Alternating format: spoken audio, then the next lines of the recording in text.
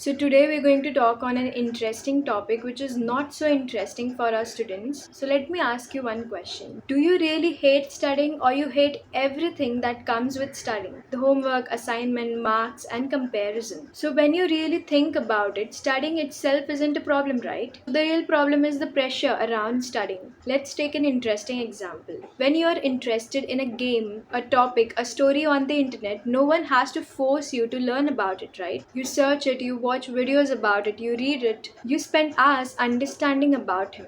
So clearly, human mind do not hate learning. But somewhere along the way, many students think that studying is the hardest part to do. So the real question is not how do I study better, but the real question is why is it so difficult to even start studying? And that's what we're going to understand today. As students, we don't hate learning, we hate powerless learning.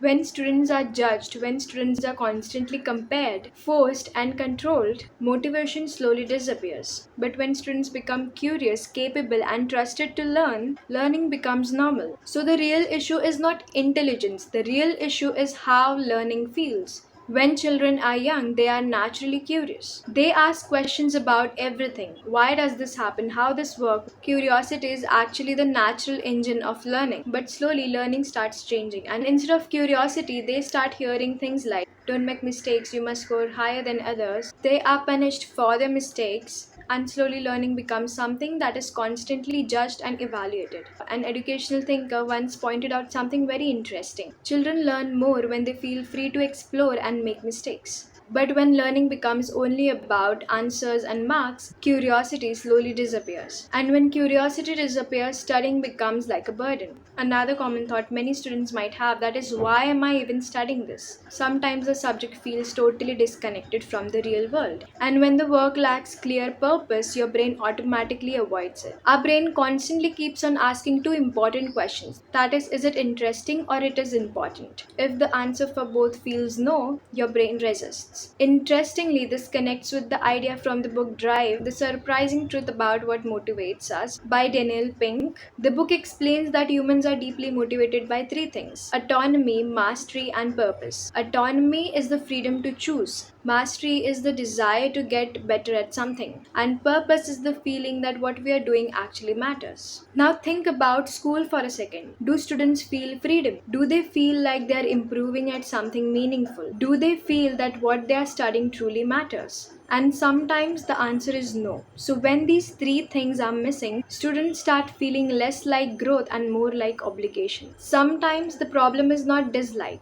The problem is overwhelm. A huge syllabus, too many chapters, too many subjects. When something feels too big, your brain immediately says, this is too much. And instead of starting, your brain starts avoiding it. Psychologists call this cognitive overload, where your mind shuts down because the task feels impossible. Another modern challenge is distractions. Phones, social media, short videos, games. These things give the brain instant reward. Studying gives delayed rewards. Your brain naturally chooses what feels rewarding right now. So when students pick their phone instead of books, it is not due to laziness. It is because they are choosing a path of faster pleasure. Another hidden reason students avoid studying is fear. Sometimes our mind thinks, what if I try and still fail? Trying and failing can feel worse than not trying at all. And so the brain protects itself by avoiding the situation. And this is why some students procrastinate even when they know studying is important. Another psychological barrier that appears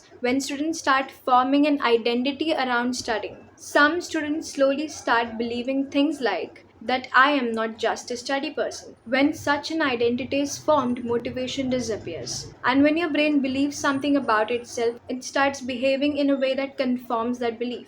And surprisingly, some students avoid studying or hate studying not because they don't care, but because they care too much about it. They feel that if they cannot do something perfectly, they prefer not to start at all. And so they delay starting, which later turns into procrastination. Now, here's something every student should understand. You have too many chapters, too many subjects, and not every subject might be of your interest. And that's normal. Learning is not about loving every topic. Sometimes learning is training your mind to understand things even when they are difficult. Just like exercising trains your body and your muscles, studying in a similar way trains your thinking ability. Now let's see how can you make studying interesting. One of the strongest drivers of learning is curiosity. When something genuinely interests you, efforts do not feel heavy. You naturally want to understand more. And that's why one powerful shift is this. Instead of treating studying as memorizing information, you treat it as understanding ideas. Change your goal from I have to memorize this chapter to I want to understand what it actually means. Understanding creates interest and memorizing creates boredom. Another thing is many students wait for motivation before they start studying.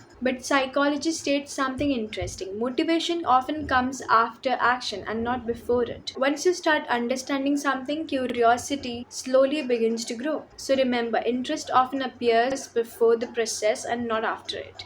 Another powerful strategy would be making the task smaller. If you tell your brain that I have to study for 3 hours, it feels heavy, right? I'll study for 30 minutes or an hour, your brain feels less resistance there. And once you start, something interesting happens, that is, you often continue because starting is the biggest barrier. Now, curiosity may start learning, but discipline keeps it consistent. Discipline does not mean studying for 10 hours a day. Discipline means doing small things regularly, completing your assignments on time, not waiting for the last night before exams, giving yourself regular self-study hour. Small actions done consistently builds strong habits. Then there is a psychological principle that is called as the progress principle. People feel more motivated when they see progress in meaningful work. And that is why here small achievements matters more. Solving one difficult equation, understanding one concept from the chapter, or maybe just completing one chapter. These small achievement tells your brain that you are getting better. And when your brain sees the progress, it wants to continue. Coming to the end of the video, let's be honest. You cannot change the education system overnight, right? Maybe it has flaws, maybe it feels rigid sometimes, but while system takes time to change, we can still choose how to respond to it. We can choose how to become resilient learners. We can challenge the system not by resisting learning, but by learning better despite it. And maybe one day the students who grow up learning in this way might build better system for the future. So maybe the goal of studying is not to be someone who loves every subject or someone who scores the highest every time. Maybe the real goal is much more simpler and more powerful, that is to become someone who truly knows how to learn. Because once your mind learns how to understand, ask questions, or stay curious, no subject will ever feel completely impossible. You may not enjoy every chapter, you may not enjoy every assignment, but you will be able to sit down and learn what needs to be learned. And that ability matters more than people ever realize. So the only thing you have to do is stay curious, stay disciplined, and never stop learning.